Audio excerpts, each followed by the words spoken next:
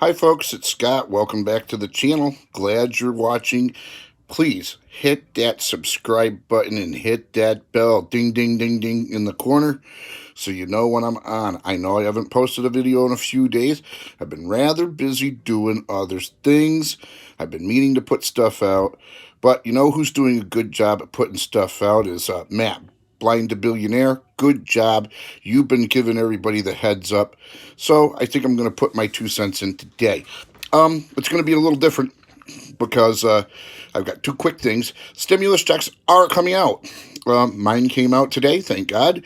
So other people, if you're on SSI, SSDI, VA, RRB, retirement, things like that, Native American spousal, uh, a widower, whatever, you're going to get it. It's coming. It's coming. It's coming. And if the IRS and the Social Security Department have your banking information, your direct deposit information, you will get it probably by the weekend.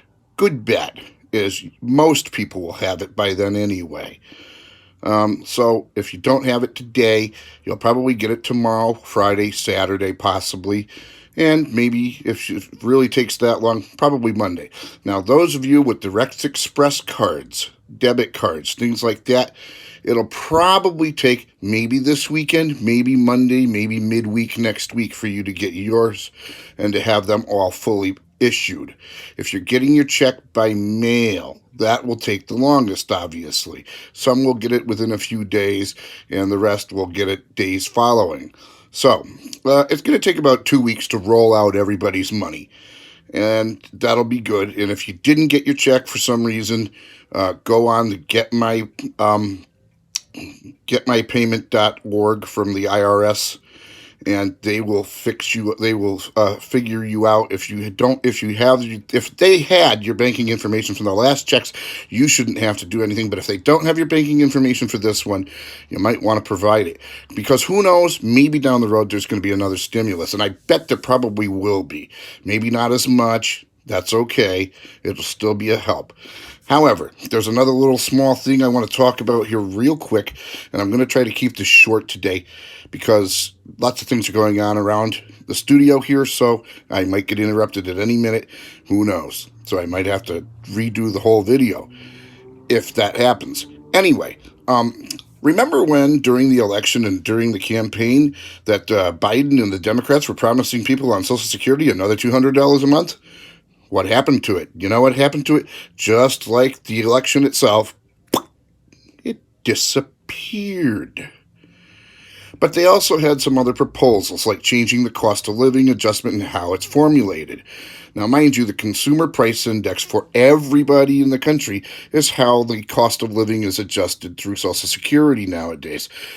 There's a different way of going about it, and it's done through the consumer price index for seniors or elderly. Because the cost of living is generally higher for seniors and elderly people, the more it costs for rent, the more it costs for medical bills, the more it costs for prescription drugs, hearing aids, eyeglasses, dental visits, things like that. You're going to find that the cost of living is much higher for some people as seniors than it is for average, everyday people, younger people who are either on SSI or SSDI, and they can't afford to live. But I think the consumer price index for seniors would be a better way to adjust for the entire gambit of people on Social Security. And Biden and Democrats have promised that, and they think they do plan on following through on that. As for the $200 a month, well, folks, I can't really tell you honestly to count on it. I would like to. I would like to think that that would help me, and it would help everybody else who's on disability. And I would really love to see them come through with it. However, you got some people that don't have a spine in the Democrat Party.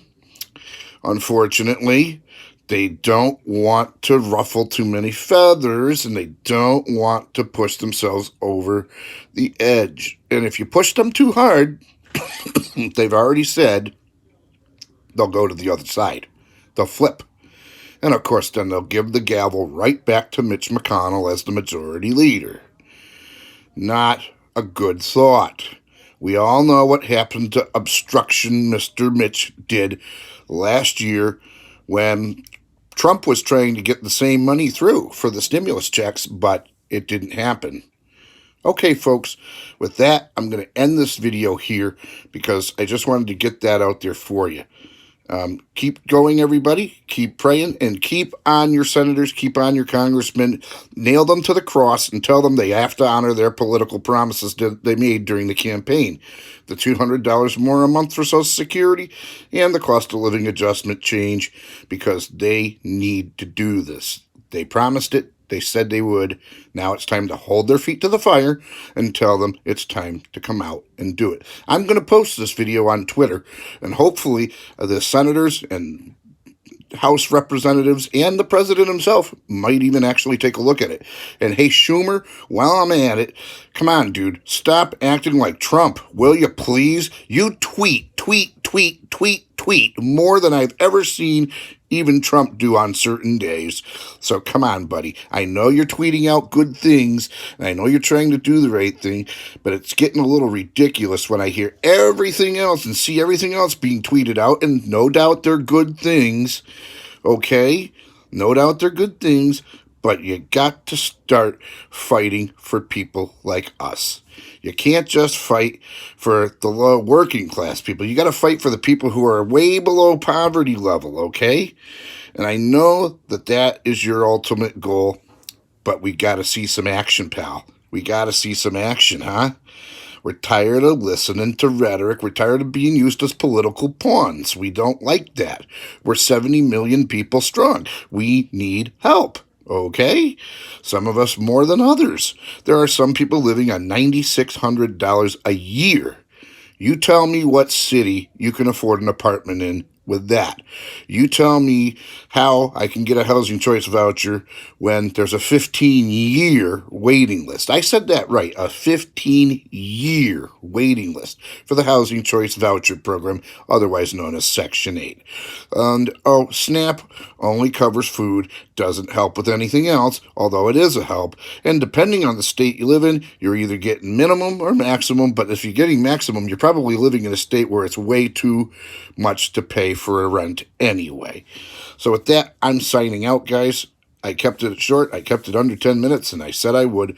So have a great day, everybody. Like I said, keep fighting.